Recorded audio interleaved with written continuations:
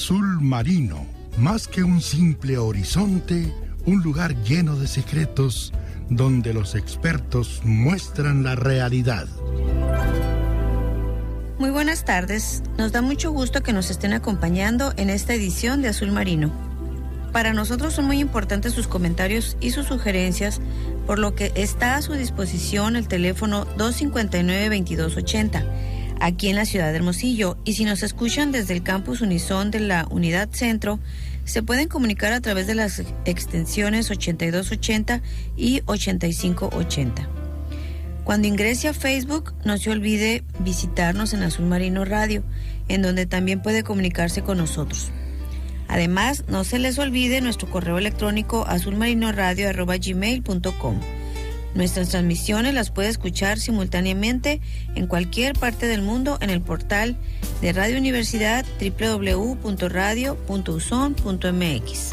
Nos acompañan en la conducción Lourdes Juárez Romero, Amabel Ortega Rivera y su servidor Manuel Grijalva Chón. Este programa es producto del trabajo colaborativo entre la Estación Regional del Noroeste de la UNAM, del Colegio de Oceanólogos de Sonora y de la Academia de Ciencias del Mar del Departamento de Investigaciones Científicas y Tecnológicas de la Universidad de Sonora. Tendremos para usted información referente a los océanos, las áreas continentales y de las áreas de transición tierra-mar a través de las diferentes secciones del programa y en la entrevista con el invitado del día. Los invitamos a que se queden con nosotros, ya que en estos momentos iniciamos con nuestra primera sección.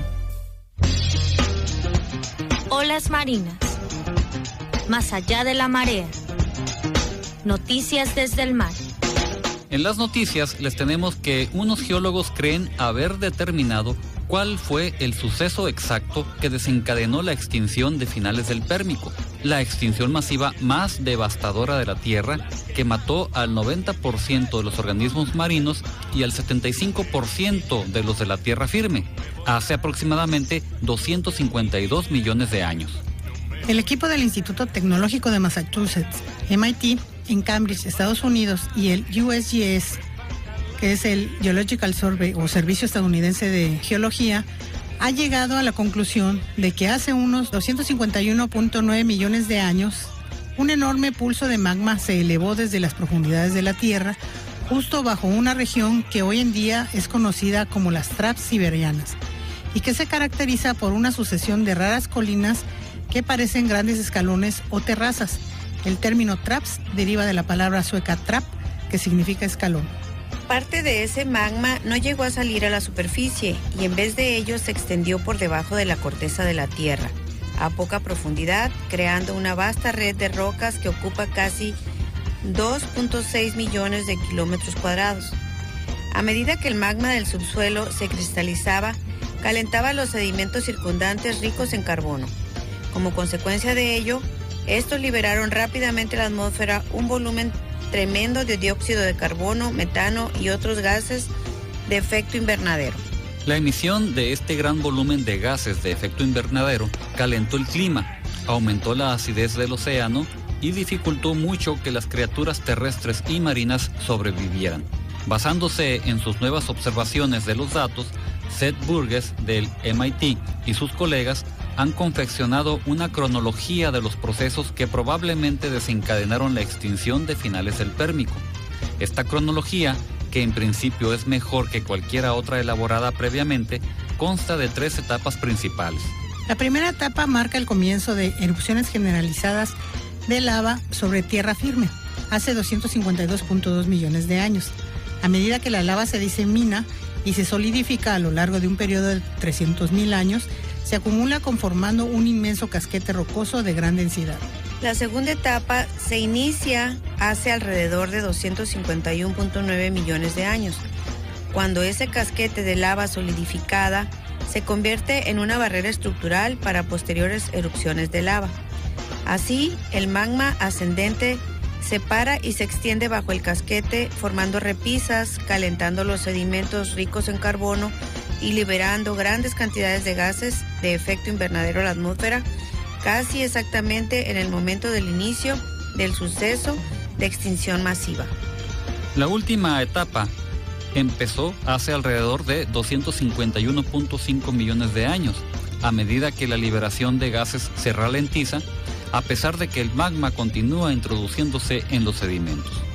Bien, estimado auditorio, quédese con nosotros porque ya tenemos lista la siguiente sección. Olas que vienen, olas del mar.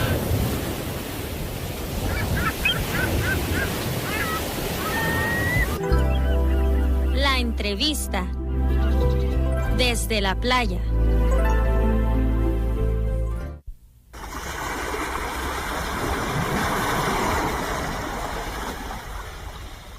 En esta ocasión no tenemos a un invitado externo, pero como los terremotos nos recuerdan que nuestro planeta es muy dinámico, vamos a aprovechar que tenemos a nuestra oceanóloga geóloga de cabecera, aquí con nuestra colega Amabel, para que nos platique y nos despeje algunas dudas que seguramente serán muy similares a las dudas que ustedes pudieran tener.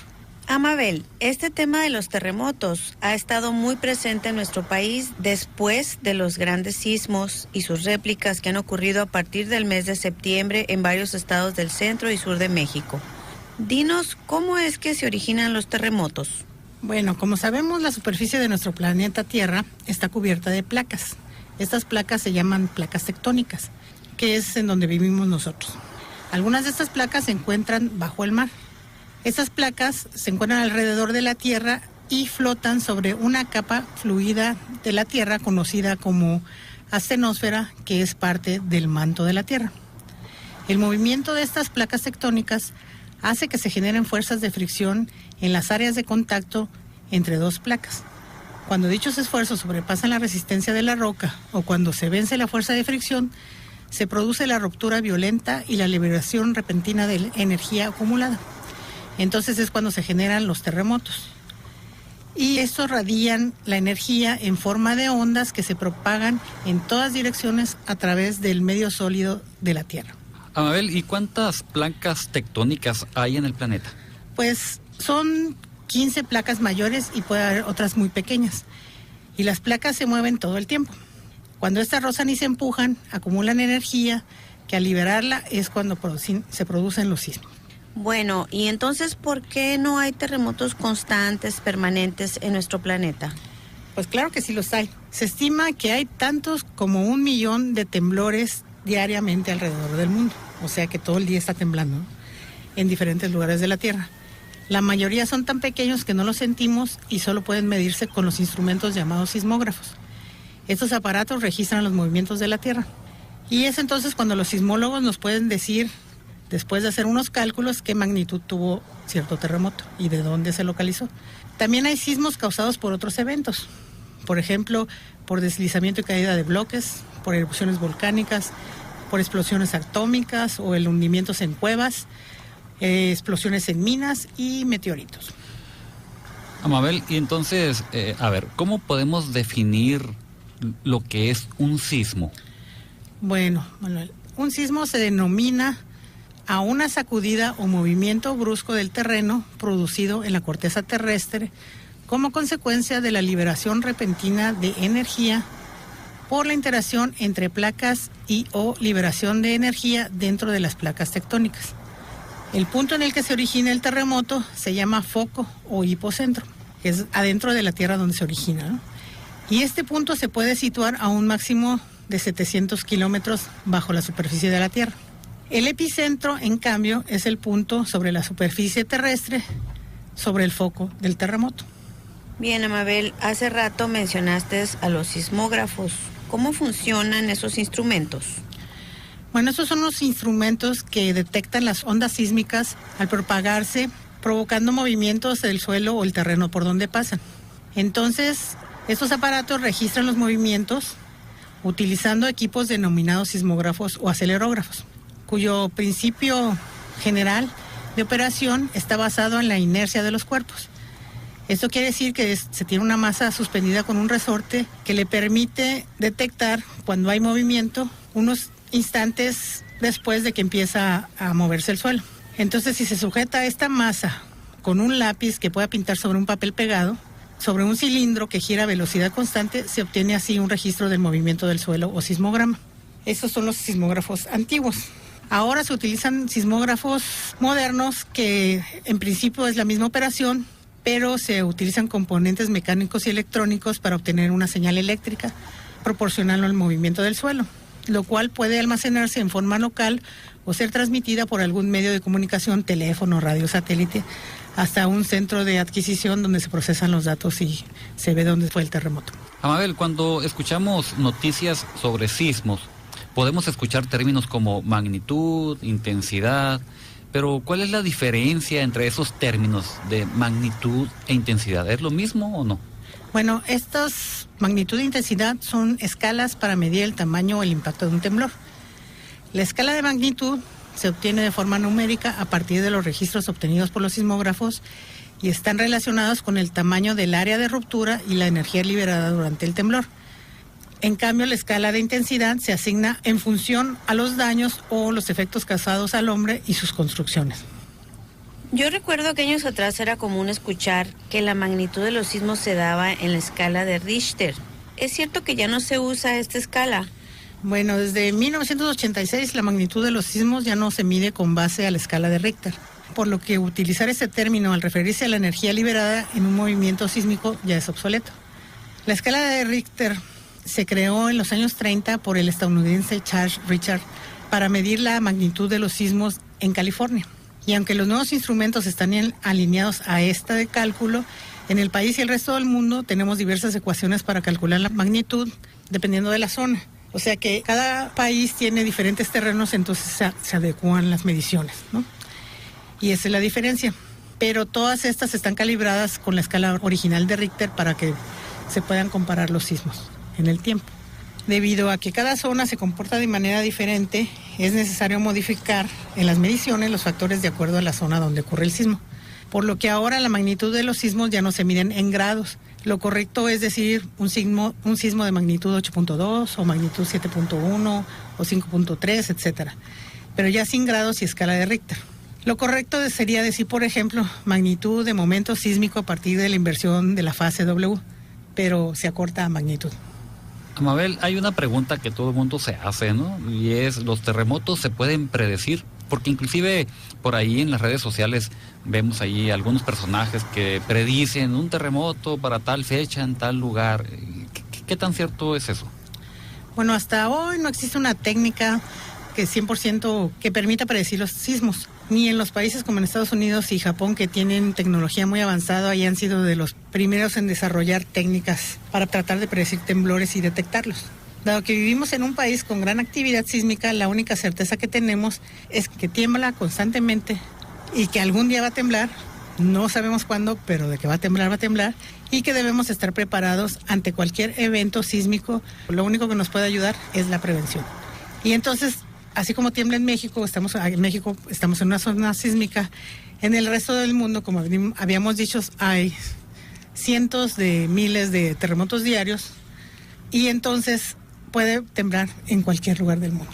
Sí, Amabel, pero dime una cosa, ¿por qué tiembla tanto en México, aquí en nuestro país? Bueno, debemos empezar diciendo que la República Mexicana está situada en una de las regiones sísmicamente más activas del mundo, que está dentro del área conocida como el Cinturón Circumpacífico, el Cinturón de Fuego del Pacífico, donde se concentra la mayor actividad sísmica y volcánica del planeta. Entonces, la alta sismicidad en México se debe principalmente a la interacción entre las placas tectónicas en donde se encuentra México y las que colindan con nuestro país, que en total son 5 placas que interactúan entre ellas, y son las placas de Norteamérica, Pacífico, Coco, Ribera y Caribe, así como las fallas locales que corren a lo largo de varios estados, aunque estas últimas son menos peligrosas. Amabel, ¿y cuáles son estas placas con las que México interactúa? Bueno, la mayor parte de México está sobre la placa de Norteamérica. La península de Baja California se encuentra sobre la placa Pacífico y un fragmento del suroeste de México se encuentra sobre la placa Caribe. Y todas estas placas colindan e interactúan además con las placas de Cocos y Ribera. La placa norteamericana se separa de la del Pacífico, pero rozan con la del Caribe y chocan con la de Ribera y Cocos. De aquí la gran incidencia de sismos. Es más, cuando menos diariamente se registran en promedio en México 40 sismos al día que se detectan con la red de instrumentos que se tiene. Si se tuvieran más instrumentos, a lo mejor detectáramos más. Y cuando hay réplicas, pues aún se detectan más, ¿no? pero generalmente la mayoría de estos sismos nosotros no los alcanzamos a sentir. Entonces, ¿qué estados de la República resienten más estos movimientos sísmicos? Pues principalmente son los estados de Chiapas, Guerrero, Oaxaca, Michoacán, Colima y Jalisco. Estos son los estados con más sismicidad en la República, debido a la interacción de las placas oceánicas de Cocos y Rivera que subducen bajo la placa de Norteamérica y el Caribe, sobre las costas del Pacífico frente a estos estados. También por esta misma acción son afectados los estados de Veracruz, Tlaxcala, Morelos, Puebla, Nuevo León, Sonora, Baja California Sur y la Ciudad de México. Aunque las zonas hipocentrales y epicentrales de los principales sismos se localizan en diversos puntos del Pacífico, una de las que más sufre, como vemos, es la Ciudad de México. Aunque no se encuentra sobre la costa, se ha convertido en el receptor sísmico de todos estos terremotos debido a que se encuentra lo suficientemente cerca para experimentar sus efectos, y la causa de que estos sean más dañinos en esta zona que en otros lugares es que, entre otras cosas, la naturaleza del terreno de la Ciudad de México es diferente, ya que fue fincada en lo que fuera un lago, en donde las ondas sísmicas se amplifican, generando gran preocupación para los capitalinos. Amabel, ¿qué instituciones son las que se encargan del registro y seguimiento de los sismos?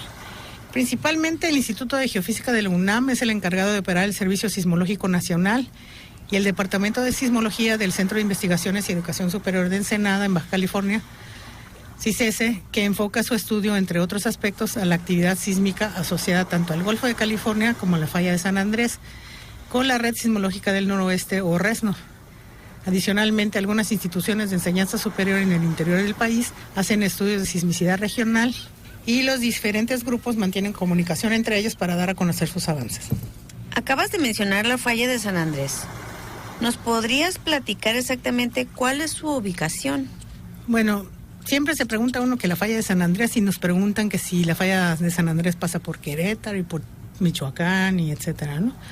Pero básicamente la falla de San Andrés es una falla de tipo transforme continental que corre por unos 1.300 kilómetros a través del estado de California, en Estados Unidos, y un pequeño segmento pasa en el norte de Baja California, en México. O sea que nada más es como de Puerto Peñasco para arriba, ¿no?, hacia el norte. No pasa por ninguna parte del resto de México. Esta falla forma el límite tectónico entre las placas de Norteamérica y la placa Pacífico, y su deslizamiento relativo es horizontal, a diferencia de la subducción que hay en el sur del país, y es del tipo lateral derecho, o sea que México o la placa Norteamérica se mueve hacia la derecha y la placa del Pacífico hacia el otro lado. Esta falla es famosa por producir grandes y devastadores terremotos. El sistema está compuesto por numerosas fallas, no nada más es una falla, se llama el Sistema de Fallas de San Andrés, y está compuesto, como decía, por numerosas fallas o segmentos de fallas, y termina en el Golfo de California. Así que no pasa, como ya he dicho, por todo México, y solo afecta a los que viven en el norte de la península de Baja California, o sea, Tijuana, Mexicali, Tecate, San Luis, Río Colorado, Puerto Peñasco, zonas aledañas, y a los californianos. Y aquí en Sonora, ¿cuál es el riesgo sísmico? Bueno, la mayor parte de Sonora se ubica en lo que se conoce las zonas B y C, que son zonas de sismicidad intermedia, de donde no se registran sismos tan frecuentemente, o son zonas en donde no se esperan aceleraciones del suelo mayores a un 70% de la aceleración de la gravedad a causa de los temblores, pero de que tiembla, ¿no?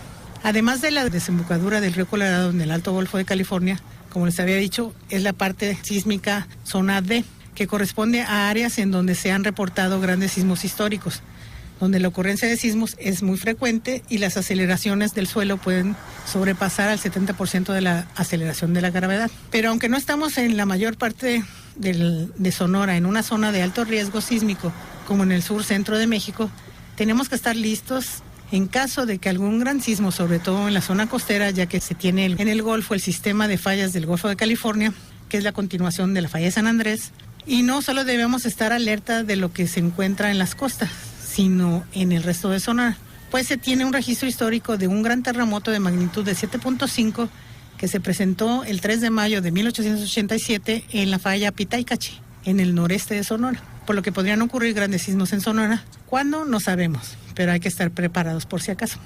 Pues ya se nos fue el tiempo, Amabel. Ya para terminar, ¿algo más que deseas agregar? Bueno, insistir en que nadie puede predecir los sismos, y en la Tierra siempre está temblando. ya que está en constante movimiento, destruyendo cortezas en la zona de subducción, creando cortezas mediante volcanismo en la zona de extensión o cordilleras oceánicas y acomodándose en las zonas de transformación.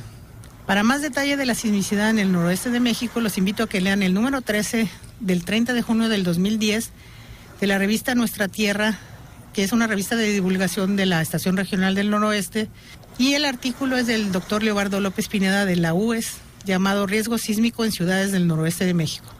Lo pueden bajar libremente de la página de la Estación Regional del Noroeste de la UNAM e insistir en estar preparados para cualquier caso de un fenómeno natural, ya sea huracán, tormentas, sismos. Vale la pena estar preparado. Pues bien, con esta charla, ojalá que se hayan despejado algunas dudas de nuestro auditorio y también de nosotros, por supuesto. Y ahora los invitamos a que se queden con nosotros para pasar a las cápsulas submarinas.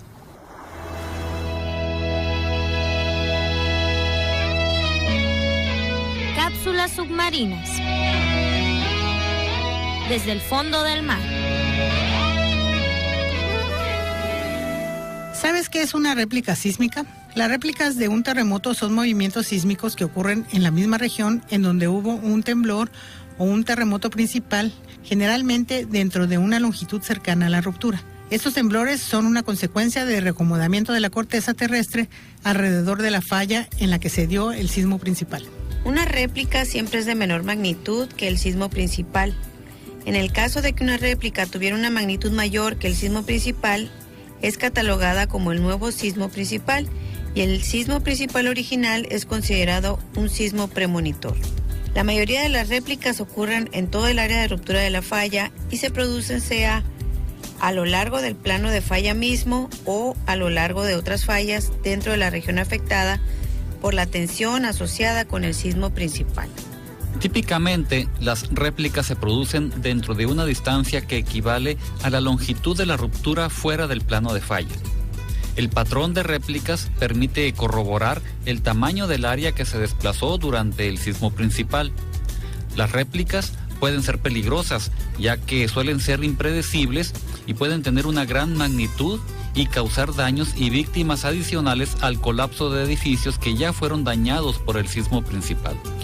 Los terremotos mayores suelen tener réplicas más fuertes y en mayor número. Las secuencias de réplicas pueden continuar ocurriendo durante años, especialmente tras la ocurrencia de un gran evento sísmico en una zona relativamente tranquila. Una secuencia de réplicas es considerada como terminada cuando la tasa de sismicidad retorna a un nivel de fondo, es decir, a un nivel en que no se detecta ninguna caída adicional en el número de eventos en el curso del tiempo. Con esto concluimos las cápsulas submarinas. ¿Ya tienen a la mano el lápiz y papel? Vamos a ver las sugerencias que nos trae Mabel para nuestra sección de especies marinas, la hora de las recetas. Especies marinas. El sabor de los océanos. Bueno, ¿y qué les parece una receta de birria de pescado? Manuel, ¿qué se requiere para esta receta? Bueno, para esta receta y suficiente para 4 porciones, vamos a ocupar, tome nota, 2 chiles anchos desvenados y sin semillas, 2 chiles guajillos también desvenados y sin semillas, 2 chiles cascabel desvenados y sin semillas, 6 pimientas, 2 clavos de olor, una cucharada de orégano seco, una pizca de comino, una cucharada de vinagre blanco, 12 filetes de pescado y sal al gusto. Ahora, para la salsa de jitomate se va a ocupar un cuarto de cebolla, un diente de ajo asado y 1 kilogramo de jitomates. Y para la salsa picosa se va a ocupar 20 chiles de árbol y 1/4 de taza de vinagre. ¿Cómo se prepara? Primero asamos los chiles en el comal, cuidando de que no se quemen, y luego los remojamos en agua caliente hasta que estén suaves alrededor de 30 minutos. Después los licuamos junto con las pimientas, clavos, la media cucharada de orégano, los cominos, el vinagre y la sal, hasta lograr una salsa espesa. Recalentamos el horno a 170 grados centígrados y engrasamos un molde refractario con un poco de aceite. Aparte lavamos los filetes de pescado, los sazonamos con sal, los untamos con la salsa anterior y los colocamos dentro del refractario. Tapamos con papel aluminio y horneamos por 20 minutos. Destapamos y conservamos dentro del horno hasta que el pescado empiece a secarse. Para la salsa de jitomate asamos la cebolla y el ajo y licuamos junto con los jitomates y media cucharadita de orégano. Colamos y hervimos hasta que tome un color oscuro. Reservamos. Para la salsa picante cocemos los chiles de árbol en agua hirviendo y licuamos con un poco de agua, vinagre y sal. Servimos los filetes de pescado con salsa de jitomate y agregamos la salsa picante al gusto. Adornamos con cebolla picada y servimos con frijoles refritos.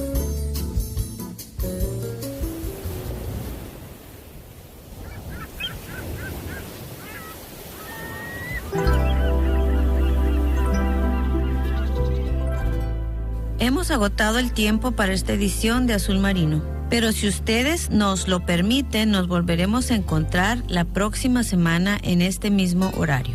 Agradecemos a la Dirección de Comunicación por hacer posible este programa. En la operación técnica estuvo Norberto Iván Solano. En la conducción estuvimos Amabel Ortega Rivera, Manuel Grijalva Chón y su servidora Lourdes Juárez Romero. Los recursos terrestres y marinos no son una fuente inagotable.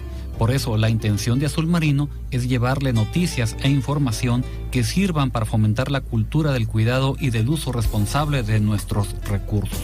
No olvides que los océanos y la tierra son fuente de vida, por lo que cuidarlos es tarea de todos. Que tengan un buen día.